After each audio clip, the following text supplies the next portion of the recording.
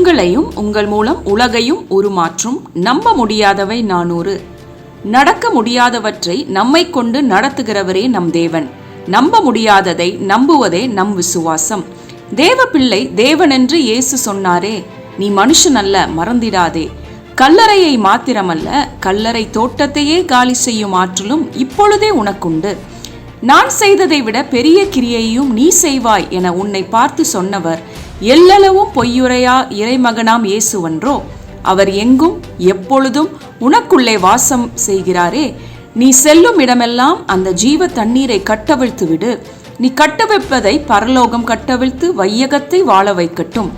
நம்ப முடியாத 400 சத்தியங்களை தொடர்ந்து கேட்போம்.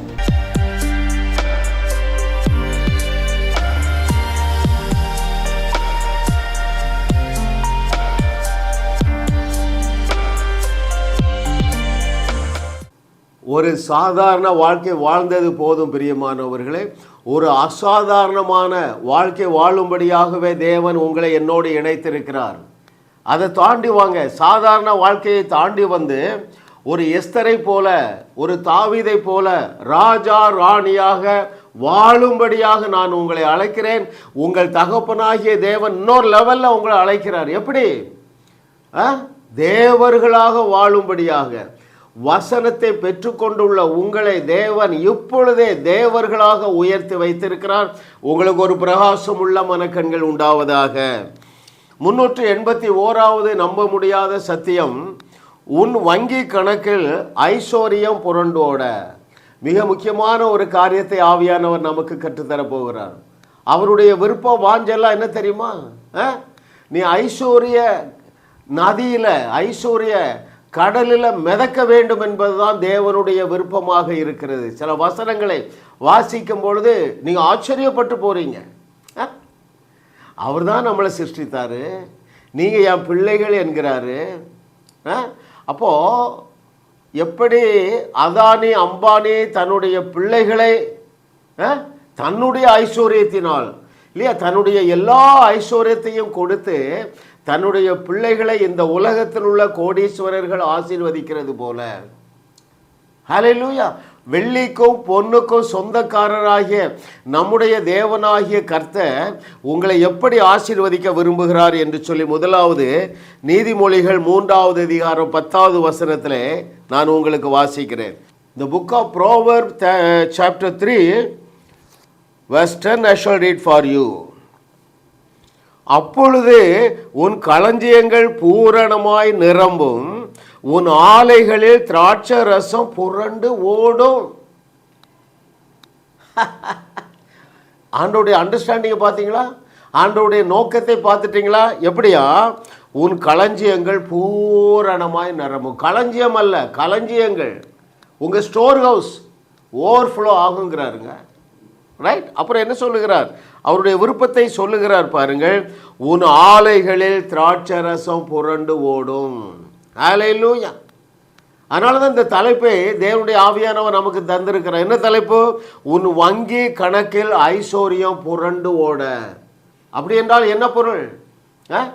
நீங்கள் ஒரு ஸ்டேட் பேங்க் ஆஃப் இந்தியாவில் அக்கௌண்ட் வச்சுருக்கீங்க.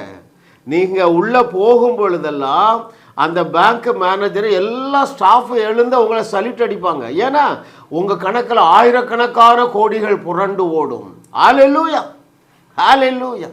ஓ தேங்க்யூ ஹோலி ஸ்பிரிட். ஆவியானவர், இந்த நாளில் என்னுடைய பிள்ளைகளுக்கு ஒரு பிரகாசமுள்ள மனக்கண்கள் உண்டாவதாக. நீர் எழுதி தந்திருக்கிற உம்முடைய வசனத்தை நான் வாசிக்கும் பொழுது இவருடைய மனம் அதை ஏற்றுக்கொள்ளுவதாக. இயேசுவின் நாமத்தினால வசனத்தை விட்டு நான் ஒரு நாள் வெளியே போக மாட்டேன். Right? Yeah, there is no plan B. ஒரே பிளான் தாங்க. தேவன் ஏன் உங்களை ஆசீர்வதிக்க போகிறார்ல கீழே பார்க்க போகிறோம். இப்போ முதலாவது தெரிந்து கொள்ளுங்கள், உங்களை ரட்சித்த உங்கள் தகப்பனாகிய தேவன், உங்களை தன்னுடைய பிள்ளையாக தெரிந்தெடுத்த தேவன், தன்னுடைய சாயலிலே உன்னை சிருஷ்டித்தாரே, அந்த சிருஷ்டி கர்த்தருடைய நோக்கமே உன்னுடைய வங்கி கணக்கில் எப்பொழுதும் ஆயிரக்கணக்கான கோடிகள் புரண்டு ஓட வேண்டும் என்பதுதான். இன்னொரு வசனத்தை நான் உங்களுக்கு வாசிக்கிறேன். யோவேல் 2வது அதிகாரம் 23வது வசனம். 2:23 of the book of Joel. Zion 2:23 and 24. சீயோன் குமாரரே, உங்கள் தேவனாகிய கர்த்தருக்குள் மகிழ்ந்து களிகூருங்கள். அவர் தக்கபடி உங்களுக்கு முன்மாரியை கொடுத்து உங்களுக்கு முன்மாரியையும் பின்மாரியையும் ஏற்கனவே வருஷிக்க பண்ணுவார். களங்கள் தானியத்தினால் நிரம்பும், ஆலைகளில் திராட்சரசமும் எண்ணெயும் வழிந்து ஓடும். ஆண்டவருடைய அனந்த ஞானத்தை பாருங்க. களங்கள், தொழிற்சாலைகள், எப்படியா களங்கள், அதுக்கு என்ன சொல்லுவாங்க, அந்த களம் போர் அடிப்பாங்க பாருங்க, கோதுமை போர் அடிக்கிறது, நெல் போர் அடிக்கிற அந்த களங்கள் எப்படி இருக்குமா, நிரம்புமா. உங்களுடைய உங்களுடைய ஆலைகளில் திராட்சை ரசமும் எண்ணெயும் வழிந்து ஓடணுங்க. That is the desire of the creator God. யெகோவா தேவனுடைய விருப்பமே என்னுடைய பிள்ளைகளுடைய ஆலைகளில் திராட்சை ரசமும் எண்ணெயும் புரண்டு ஓட வேண்டும். அவருடைய களஞ்சியங்கள் எப்பொழுதுமே ஃபுல்லாக இருக்கணும். இப்படி நீங்கள் புரிஞ்சுக்கிடுங்க. உங்கள் வங்கி கணக்கில் எப்பொழுதுமே 10,000 கோடி ரூபாய் இருக்க வேண்டும். நான் என்ன செய்கிறேங்க, ஆண்டோடைய விருப்பத்தை நான் சொல்லித்தானே ஆகணும். எழுதி இருக்கிறதானே நான் சொல்லுகிறேன். ஏற்றுக்கொள்ளுகிறவர்கள் ஏற்ற மிகு வாழ்வை காண்பீர்கள். அல்லேலூயா. ஓ தேங்க்யூ மாஸ்டர். இப்போ உங்களுக்கு ஒரு கேள்வி இருக்கும், ஐயா நான் அவ்வளவு பணத்தை வச்சு என்ன செய்ய போகிறேன், ரைட்? ஏன் பணம் புரண்டோட வேண்டும்? ஏன் உங்கள் வங்கி கணக்கில் எப்பொழுதுமே ஆயிரக்கணக்கான கோடிகள் இருக்க வேண்டும் தெரியுமா? God's plan. அகைன், உங்கள் மூலமாகத்தான் இந்த வையகத்தில் உள்ள ஏழை மக்களுடைய தேவைகளை சந்திக்க தேவன் திட்டம் வைத்து இருக்கிறார். ஒரு காரியம் உங்களுக்கு புரியுது பாருங்களேன். விசுவாசிகள் மூலமாக தான் அந்த ஊழியர்கள், அந்த பாஸ்டர்ஸ், போதகர்கள் போஷிக்கப்படுகிறது போல விசுவாசிகளாகிய நம் மூலமாகத்தான் தேவன் இந்த பூமியில் உள்ள ஏழைகளுக்கு வாழ்வளிக்க திட்டம் வைத்திருக்கிறார். எனவே உங்கள் வங்கி கணக்கில் ஐஸ்வர்யம் புரண்டு ஓட வேண்டும். அருமையானவர்களே, there is no plan B. இந்த வையகத்தை ஆசீர்வதிக்க, இந்த வையகத்தில் உள்ள வறுமையை போக்க, ஏழ்மையை நீக்க தேவன் நம் மூலமாக அந்த ஜீவ தண்ணீர் உள்ள நதி என்று எழுதியிருப்பாருங்க. நம்ம எல்லாம் தேவன் நதிகளாக பார்க்க. எதுக்கு? பரலோகத்திலிருந்து ஐஸ்வர்யத்தை வாங்கி இந்த பூலோகத்தில் உள்ள ஏழைகளை வாழ வைக்கும்படியாக. ஹல்லேலூயா. இதை ஒரு புரிந்து கொள்ள சில வசனம் சொல்கிறேன் பாரு, சில உண்மைகளை சொல்லுகிறேன். சில 100 ஆண்டுகளுக்கு முன்பதாக மேல்நாட்டு மிஷினரிகள் இந்தியாவுகளும் அதிலும் குறிப்பாக தென்னிந்தியாவில் வந்து என்ன செஞ்சாங்க? அருமையான தேவர்களே, அநேக பள்ளிக்கூடங்களை கட்டினார்கள், அநேக ஆஸ்பத்திரிகளை கட்டினார்கள், அநேக ஆலய கட்டிடங்களை கட்டினாங்கங்க. அதனால தான் நம்ம அன்றைக்கி பேண்ட் ஷர்ட் போட்டுட்ருக்கோம். இல்லை என்றால் என்ன செய்து கொண்டிருப்போம்? கோமணம் வச்சிட்டு இருப்போம். அப்போது ஆயிரக்கணக்கான கட்டிடங்களை அவர்கள் கட்டுவதற்கு காரணம் யோசித்து பாருங்கள். அவங்க எவ்வளோ பெரிய கோடீஸ்வரனாக இருந்திருக்கிறாங்க. இன்றைக்கி தஞ்சை மாவட்டத்தில் அங்கே விளைகிற விளைச்சல், அந்த நெல்லானது தேசத்தில் உள்ள ஒரு பெரிய பகுதியுடைய தேவையை சந்திக்கிறது. அப்படி ஒரு ஆசீர்வாதத்திற்கு காரணமாக இருந்தது ஒரு வெள்ளைக்காரன் தானேங்க. பேர் ஸ்டாலின்னு நினைக்கிறேன். அவர் சொந்த பணத்தில் வந்து மேட்டூர் டேமை கட்டினாருங்க. நீங்கள் எல்லாம் இமேஜின் பண்ணி பாருங்கள். You should know the power of imagination. கற்பனையின் வளம் இல்லையா? ஆங்கிலத்தில் இருக்குது, தமிழில் இருக்குதுன்னு நினைக்கிறேன். Power of imagination. கொஞ்சம் யோசித்து பாருங்கள். அவர் வந்து இங்கிலாந்துலேருந்து வந்திருப்பார்னு நினைக்கிறேன். அவர் இமேஜின் பண்ணார் பாருங்க. இந்த 2 மலைக்கு இடையில் ஒரு பெரிய டேம் கட்டிட்டா இந்தியாவில் உள்ள ஏழைகள் சாப்பிடத்தக்கதாக அவர்களுக்கு என்ன உண்டாயிரும்? ஆகாரம் உண்டாயிரும். இப்போ இந்த 2 மலைக்கு இடையில அந்த டேம் கட்டுறதுக்கு இப்போ கட்டுறதா ஒரு 10,000 கோடி ஆகுன்னு வைப்போமே. அப்போது என்னால் அந்த 10,000 கோடியை கொடுக்க முடியும், செலவழிக்க முடியும்னு அந்த மனுஷனுக்கு எப்படிங்க எண்ணம் வந்தது? அப்போ அவருடைய எண்ணங்கள் எவ்வளோ பெரிதாக இருக்குது பாருங்கள். ஹல்லேலூயா. எண்ணங்களை நீங்கள் மாற்றவில்லை என்றால் உங்களுடைய ஆசீர்வாதத்தில் பெரிய மாற்றத்தை பார்க்க முடியாது. ஹல்லேலூயா. பாருங்கள், இதற்காகத்தான், எதற்காக? பூமியில் உள்ள சகல தேசத்தாரை விட இதை கேட்கிற தெய்வ மகனே, தெய்வ மகளே, நீ மேன்மையாக அந்த ஐஸ்வர்யத்திலேயும் மேன்மையாக இருக்கும்படியாக அவர் மேல இருந்த ஐஸ்வர்யத்தை தூக்கி ஓ மேல வச்சுட்டாருப்பா. ஆகவே நீ கோடீஸ்வரன். ஓ மேல இருந்த தரித்திரம், ஏழ்மையை தூக்கி அவர் மேல வச்சுட்டாங்க. சிலுவையிலே நடந்தது 2000 ஆண்டுகளுக்கு முன்பதாக. எனவே அவர் தரித்திரரானார். 2 கொரிந்தியர் 8:9. The book of 2 Corinthians chapter 8 verse 9. நம்முடைய கர்த்தராகிய இயேசு கிறிஸ்துவின் கிருபையை அறிந்திருக்கிறீர்களே. அந்த கிருபை என்ன செய்தது? அவர் ஐஸ்வர்யம் உள்ளவராயிருந்தும் நீங்கள் அவருடைய தரித்திரத்தினாலே ஐஸ்வர்யவன்கள் ஆகும்படிக்கு உங்கள் நிமித்தம் தரித்திரரானாரே. கவனிக்கிறீங்களா அருமையான தேவர்களே? Be serious about the verses in the scripture. வேதம் சொல்லுகிற முக்கியமான வசனங்களை குறித்து நீங்கள் கவனமாக இருங்கள். ஐயா, என் மேல இருந்த தரித்திரத்தை தூக்கி அவர் மேல வைத்ததுனால அவர் தரித்திரரானார். வெள்ளிக்கும் பொன்னுக்கும் சொந்தக்காரராகிய அவர் மேல இருந்த ஐஸ்வர்யத்தை தூக்கி என் மேல் வச்சதுனால பூமி தாங்க முடியாத ஆசீர்வாதங்களுக்கு நான் சொந்தக்காரனாக மாறிவிட்டேன். ஏன் எனக்கு அவ்வளோ ஐஸ்வர்யம்? எண்ணற்ற ஏழைகளை வாழ வைக்கும்படியாக. ஹல்லேலூயா. இன்னும் இதை குறித்து பவுலுக்கு இருந்த வெளிப்பாடு பாருங்கள். அதே கொரிந்தியர்ல அடுத்த பக்கம் திருப்புங்க. 2 கொரிந்தியர் 9:8. மேலும் நீங்கள் எல்லாவற்றிலும் எப்பொழுதும் சம்பூரணமுடையவர்களாயும் சகலவித நற்கிரியைகளிலும் பெருகிறவர்களாயும் இருக்கும்படியாக தேவன் உங்களிடத்திலே சகலவித கிருபையையும் பெருகச் செய்ய வல்லவராய் இருக்கிறார். அங்கேயே கிருபை தான் வருது, இங்கேயே கிருபை தான் வருது. அந்த கிருபை என்ன செஞ்சிட்டு எப்போ பரலோக அந்த ஐஸ்வர்யத்தை, தங்கம், வெள்ளி, கோல்டு எல்லாத்தையும் அக்கௌண்ட்டில் போட்டுட்டு, எனவே என்னுடைய பேங்க் அக்கௌண்ட்டு எப்பொழுதும் ஐஸ்வர்யத்தினால் புரண்டு ஓடிக்கொண்டே இருக்கிறது. இது உங்களுக்கு வேண்டாமா அருமையானவர்களே? உங்களை எல்லாவா பரலோகம் நம்பி இருக்கு. எதுக்கு? நீ தான்ப்பா நதி, உன்னிடத்திலிருந்து ஜீவ தண்ணீர் உள்ள நதி. அப்படின்னா என்ன அர்த்தம்? அருமையானவர்களே, நீங்கள் என்னைக்கு மறுபடி பிறந்தீர்களோ அன்றைக்கே உங்களுக்குள்ளே ஆபிரகாமுடைய ஆசீர்வாதத்தினால் நீங்கள் நிரப்பப்பட்டு இருக்கிறீர்கள். இந்த சத்தியத்தை அறிந்தீங்கன்னா அது வெளிப்படும், மேனிஃபெஸ்ட் ஆகும். மாத்திரமல்ல, உங்கள் மூலமாக அநேக ஏழைகளை பரலோகம் வாழ வைக்கும். ஹல்லேலூயா. இதற்காக அவரை எம்டியாக்கி, இயேசு கிறிஸ்துவை சிலுவையில் எம்டியாக்கி, அவருடைய சொந்தமாகிய வெள்ளியையும் பொன்னையும் உன்னுடைய கணக்கில் என்னுடைய கணக்கில் போட்டுட்டாரு.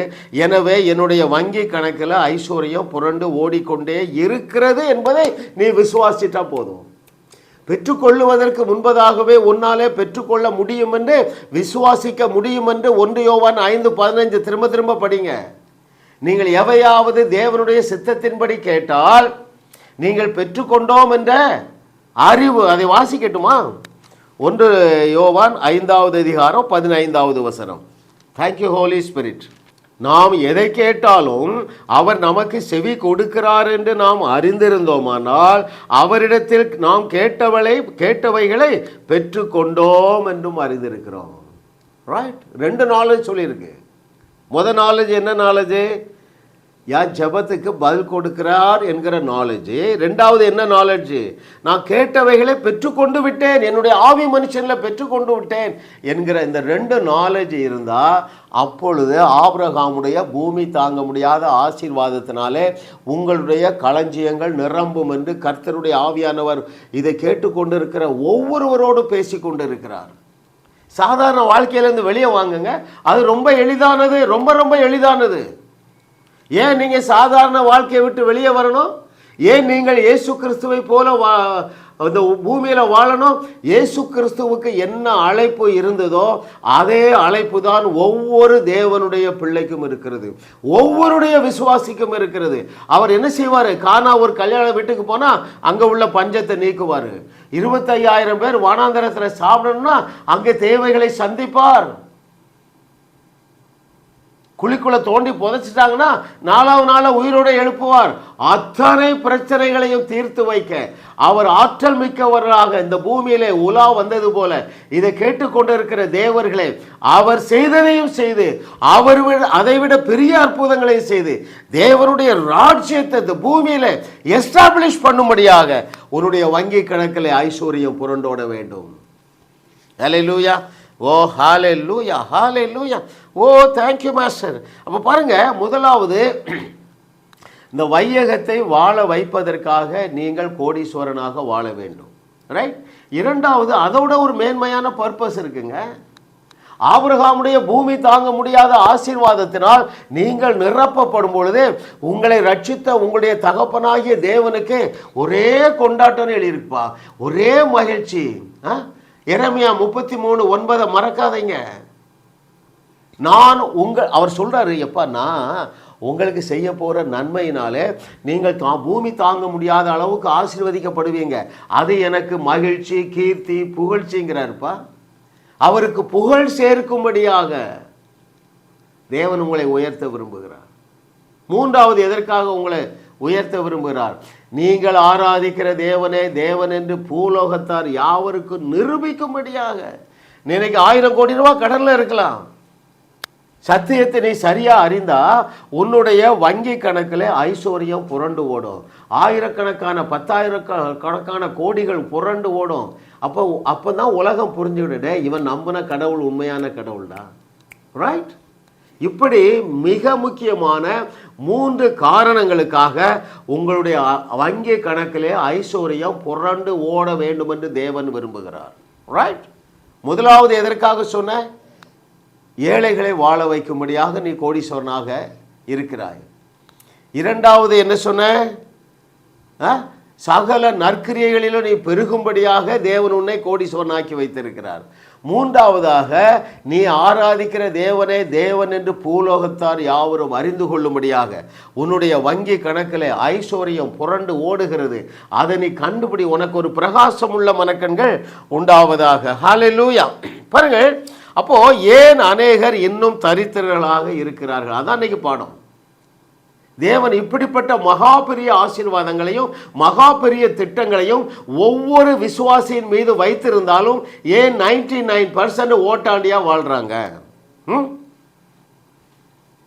வாசிக்கவா உங்களுக்கு? கர்த்தர் நல்லவர் பாருங்க. ஐயா, நீங்க விதைக்காம அறுக்க பார்க்குறீங்க. நான் திரும்ப சொல்றேன், விதைப்பும் அறுப்பும் தேவனால் நியமிக்கப்பட்டிருக்கிறது. ஆதியாகமம் 8:22 பாருங்க, விதைப்பும் அறுப்பும் பரலோகம் நியமித்திருக்கிறது, அது பூமி உள்ளளவும் இருக்குமா? ஆதியாகமம் 8:22. நீங்கள் விதைக்காமல் அறுக்க முடியாது. ரைட். முக்கியமான ஒரு ட்ரூத்துங்க. கர்த்தர் நல்லவர், அவர் கிருபை என்றும் உள்ளது. இதை பவுல் எவ்வளவு அழகாக சொல்லுகிறார் பாருங்கள். அங்கே பிலிப்பியர் 4:17 உங்களுடைய வங்கி கணக்கில் ஐஸ்வர்யம் புரண்டு ஓட வேண்டும் என்றால், பிலிப்பியர் 4:17 அவர் என்ன சொல்லுகிறார் பாருங்கள், உபகாரத்தை நான் நாடாமல் உங்கள் கணக்கு பலன் பெருகும்படியே நாடுகிறேன். உங்கள் கணக்கில் என்ன அர்த்தம்? உங்கள் வங்கி கணக்கில் பணம் புரண்டு ஓடணுப்பா. அப்போ நீ என்ன செய்யணும்? எனக்கு கொடு, என் ஊழியத்துக்கு கொடு, ஊழியர்களை தாங்கு. ரைட். அதில் வாசித்து பாருங்க. அங்கே பிலிப்பியர் 4வது அதிகாரம் 15, 16, 17 வசனங்களை வாசிங்க. தெளிவாக சொல்றாரு பாருங்க, உங்கள் கணக்குக்கு பலன் பெருகணும். உங்கள் வங்கி கணக்கிலே கோடா கோடியாய் டாலர் புரள வேண்டும். ஹல்லேலூயா. இதை சொல்லிட்டு தான் அவர் சொல்றாருங்க. என்ன சொல்றாரு? என் தேவன் யாருக்கு யார் விதைக்கிறார்களோ, யாரெல்லாம் தாராளம் ஏராளமாக நல்ல நிலத்தில் விதைக்கிறார்களோ அவர்களே என் தேவன் தம்முடைய ஐஸ்வர்யத்தின்படி அவர்களுடைய குறைவை எல்லாம் கிறிஸ்து இயேசுவுக்குள் தன்னுடைய மகிமையினாலே நிறைவாக்குவார். Right. Hallelujah. Oh thank you Lord for your goodness. What a loving daddy. எத்தனை பேர் புரியுதுங்க? இந்த ராஜ்யத்தின் சுவிசேஷம் பூமி எங்கும் பிரசங்கிக்கப்படும்படியாக உன்னுடைய பங்கை நீதான் நிறைவேற்ற முடியும். ரைட். கர்த்தர் நல்லவர். ஒரு சகோதரர் சொல்றாங்க, பிரதர் உங்கள் செய்தியெல்லாம் எல்லா டெலிவிஷனில் வரணும் பிரதர். வரணுமா இல்லையாங்க? உங்கள் கண்கள் திறக்கப்பட்டது இல்லையா? நீங்கள் வாழ துவங்கி இருக்கிறீர்களே, அப்போ நீங்கள் தானே ஜாஸ் மினிஸ்ட்ரிஸில் விதைக்கணும். அந்த விதை பல்லாயிரம் மடங்காக பெரிய உங்களையே வந்து அடையும் அல்லவா? கிருபை பாருங்க, மாதந்தோறும் உங்களைப் போல அநேகர் கொடுக்குற அந்த காணிக்கையினால தான் இந்த ஊழியங்கள்லாம் நடைபெறுகிறது. ஒரு ஒரு ஒரு 500 ரூபாய் அனுப்புனார்னா நான் என்ன சொல்கிறேன், அவருக்கு ஒரு வாய்ஸ் மெயிலில் ரெக்கார்ட் பண்ணுறேன். இயேசுவின் நாமத்தினால இந்த மனுஷன் தேவனை நம்பி ஜாஸ் மினிஸ்ட்ரிஸ் ஆகிய நல்ல நிலத்தில் விதைச்சிருக்கிறாரு. இந்த விதையானது பல்லாயிரம் மடங்காக பெருகி 30 நாளில் அந்த நபரையே வந்து சேருவதாக என்று நான் கட்டளை கொடுக்கிறேன். நான் சொன்னபடி தான் ஆகும்னு எனக்கு தெரியும். நீங்கள் இந்த ஜாஸ் மினிஸ்ட்ரிஸில் விதைங்க. இந்த ராஜ்யத்தின் சுவிசேஷத்தை 100 மொழிகளில் கொண்டு போகணும். நான் பேசுகிற தமிழில் பேசுகிற இந்த செய்தியானது 100 மொழிகளில் 100 டெலிவிஷனில் வரணும். அது தேவனுக்கு அற்ப காரியம். இதற்காகவே தேவன் உங்களுடைய வங்கியிலே ஐஸ்வர்யம் புரளும்படியாக விரும்புகிறார். அருமையானவர்களே, உங்கள் எண்ணங்கள் விசாலமாகட்டும். ரைட்? ஒரு வசனத்தை நான் உங்களுக்கு சொல்கிறேன் பாருங்க. உபாகமம் 5:29. முன்னால் இதெல்லாம் நம்ம நல்லா தியானிச்சிருக்கிறோம். அது என்ன சொல்லுது? நீங்களும் உங்கள் பிள்ளைகளும் என்றென்றைக்கும் நல்லா இருக்கணுமாப்பா. சபை என்ன சொல்லுது?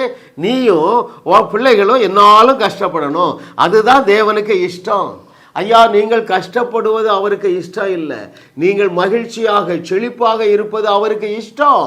இதற்கு தான் அவர் சிலுவையில் ஏழையானார், தரித்திரர் ஆனார். அருமையான தேவர்களே, ஒரு வசனம் 2 வசனம் இல்லைங்க, 7 வசனங்களிலே அவருடைய அனந்த ஞானத்தின்படி ஆவியானவர் பதிவு செய்து வைத்திருக்கிறார். நீங்களும் உங்கள் பிள்ளைகளும் என்றென்றைக்கும் நல்லா இருக்கணும். நீங்கள் நல்லா இருந்தாதாப்பா உலகத்தை வாழ வைக்க முடியும் பரலோகத்தினாலே.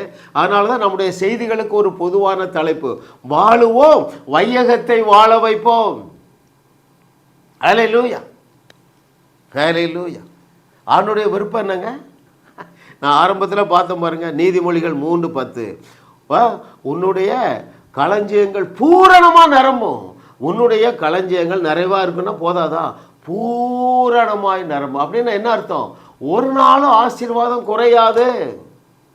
உன்னுடைய ஆலைகளிலே திராட்சை ரசம் புரண்டு ஓடும். எப்படிங்க ஓடும்? யோசித்து பாருங்க.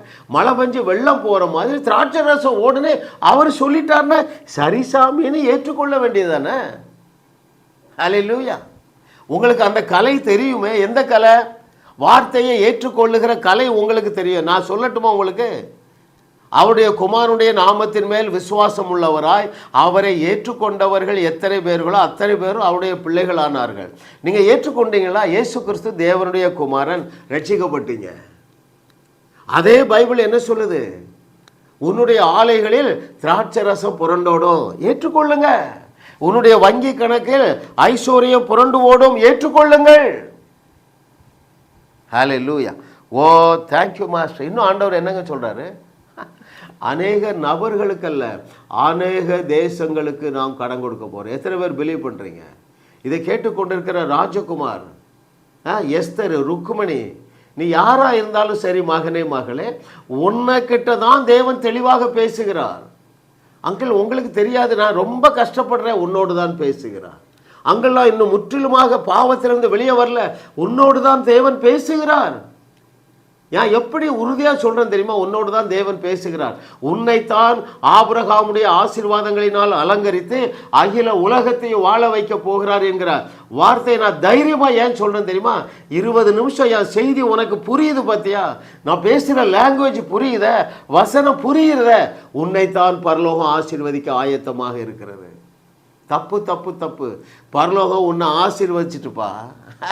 உன்னுடைய உள்ளத்தில் ஐஸ்வர்யம் கொட்டி கிடக்குது. அதை காணும்படியாக பிரகாசம் உள்ள மனக்கண்கள் உண்டாகும்படியாக தான் ஆவியானவர் உன்னோடு பேசி கொண்டிருக்கிறார். அருமையான தேவர்களே, பரலோகம் உங்களை நம்பி இருக்கிறது. தேவனுடைய வார்த்தைகளை சீரியஸாக எடுங்க. தேவன் உங்களை சீரியஸாக வாழ வைப்பார். நீங்கள் பூமியை வாழ வைப்பீர்கள். மரித்தோரை உயிரோடு எழுப்பும்படியாக ஒவ்வொரு தேவ பிள்ளைக்கும் தேவன் கட்டளையிட்டிருக்கிறார். எலிசாவுடைய கோலிலே வல்லமை இருந்தது. பேதுருடைய வார்த்தை தபித்தாலே எழுந்திரு என்று சொன்ன பொழுது அதிலே வல்லமை இருந்தது. இங்கே நாம் இயேசு கிறிஸ்துவுடைய நாமத்தை பயன்படுத்தியிருக்கிறோம். அந்த நாமத்தில் எல்லா ஆற்றலை விட பெரிய ஆற்றல் இருக்கிறது. எனவே இந்த பேஜை நீங்கள் சில பிரிண்ட் அவுட் போட்டு வைத்து கொடுங்க. ஒரு 5-10 பிரிண்ட் அவுட் போட்டு வைத்து கொள்ளுங்கள். உங்களுக்கு தெரிந்தவர்கள் யாராவது மரித்து போனால் அந்த ஒரு காப்பி பிரிண்ட் அவுட்டை அந்த சரீரத்தின் மேலே வைத்து பேசுங்க.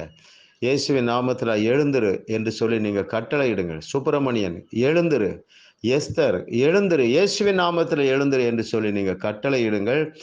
அப்பொழுது அந்த சரீரத்துக்குள்ளாக ஒரு ஜீவன் பாய்ந்து செல்லும். அந்த ஜீவன் இயேசு கிறிஸ்துவுடைய நாமத்தில் உள்ள அந்த ஜீவன் அந்த சரீரத்தை உயிரோடு எழுப்பும். நீங்களும் மரித்தோரே எழுப்புகிற அந்த கூட்டத்தில் இணைந்து கொள்ளுங்கள்.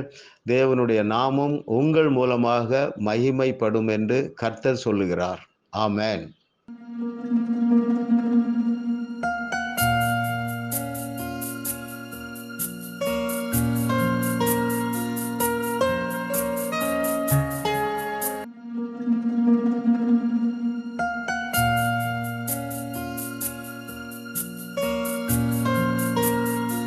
ஜாஸ் மினிஸ்ட்ரீஸ் உங்களையும் வாழ வைத்து உங்கள் மூலம் உலகத்தையும் வாழ வைக்கவே தேவன் எங்களை கிருபையாக அழைத்துள்ளார்.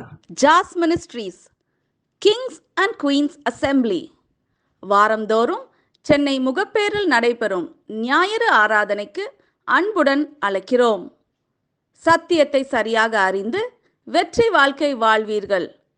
சென்னையில் உள்ள உங்கள் நண்பர்கள் உறவினர்களையும் 3 மாதங்கள் அனுப்புங்கள்.